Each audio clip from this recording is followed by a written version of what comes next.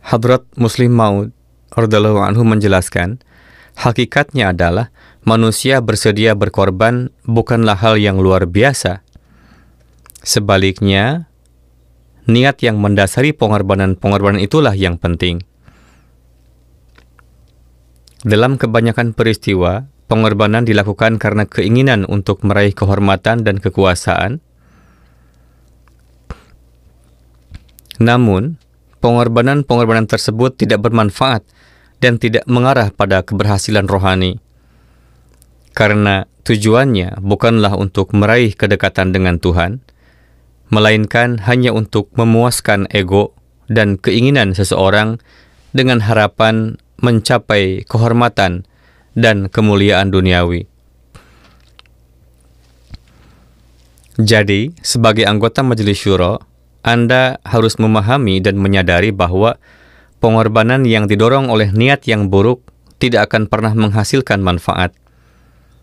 Banyak orang telah mengorbankan nyawa mereka, namun gagal meraih ridha Allah. Banyak orang telah membuat pengorbanan harta yang besar, namun tetap terhalang dari ridha Allah.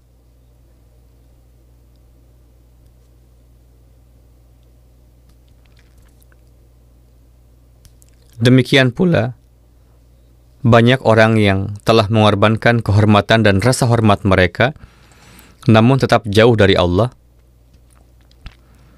Banyak orang telah mengorbankan harta dan kekayaan mereka, namun tetap berada dalam cengkeraman setan, bukannya ditarik oleh Sang Pencipta mereka.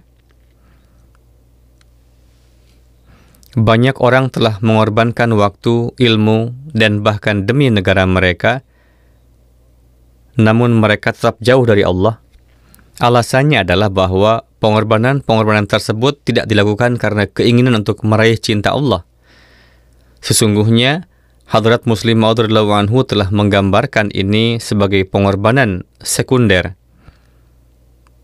Dalam konteks ini, Hadrat Muslim Maud radhiyallahu anhu menyatakan bahwa di luar semua bentuk pengorbanan lainnya, pengorbanan yang paling utama dan lengkap adalah yang menuntut penyerahan total keinginan dan ego seseorang. Karena ego dan keinginan seseoranglah yang paling dihargainya di atas segalanya.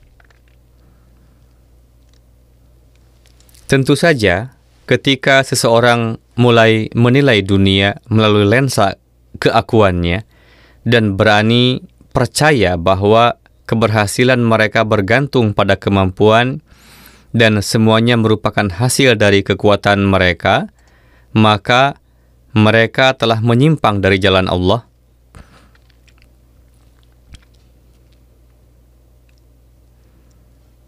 Dengan demikian, bahkan ketika memberikan apa yang tampaknya seperti pengorbanan yang besar, niat orang tersebut ternoda. Ini adalah rasa dahaga akan ego mereka yang tak terpuaskan, yang mendorong mereka untuk mengorbankan hidup, kekayaan, bangsa, pengetahuan, dan waktu mereka. Mereka didorong oleh keinginan untuk melindungi atau meningkatkan kedudukan mereka di dunia. Menjelaskan poin yang mendalam ini, Hadrat Muslim Maud radhiyallahu anhu menyatakan, di permukaan mungkin tampak bahwa seseorang sedang membuat pengorbanan demi bangsanya, negaranya, dan kehormatannya. Namun, pada kenyataannya, ia didorong oleh egonya. Ini adalah gambaran dari bagaimana ia menganggap dirinya paling layak. Ia hanya bersedia membuat pengorbanan karena hal itu sejalan dengan keinginan dan pendapatnya.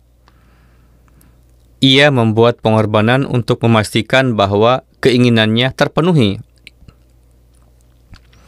Namun, Allah Ta'ala berfirman bahwa jenis pengorbanan yang menuntun kepadanya adalah pengorbanan di mana seseorang melepaskan dan mengorbankan keinginan dan kecenderungan terdalamnya.